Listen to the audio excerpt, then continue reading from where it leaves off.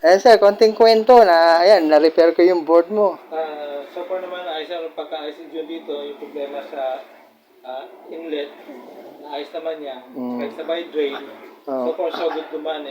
In 2 days time, nagawa niya ng paraan, nakamenos na ako.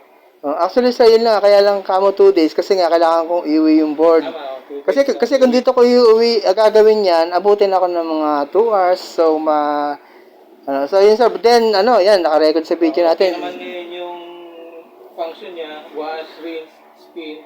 That normal na, back to normal na. Tsaka isa yan, 6 months warranty bigay ko sa'yo. 6 months warranty. Yan, di ba? Tama, naka-record sa video. Usually kasi 2 months, 3 months. Kaya 6 months bigay ko sa'yo sa repair. So, yan. Sa tamang pag-uusap naman sabi ni Jude, kaya binigyan niya ako ng 3 months. Sabi mo 3 months, ha? Ay, 6 months.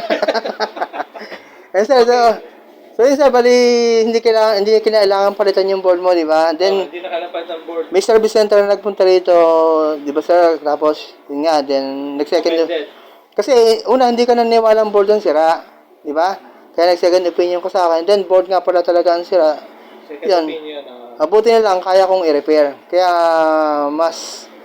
ayun, kumbaga, mas mababa ang nagastos. Sige sir, thank you very much. Dapat din Jude, approve. Thank you po, thank you.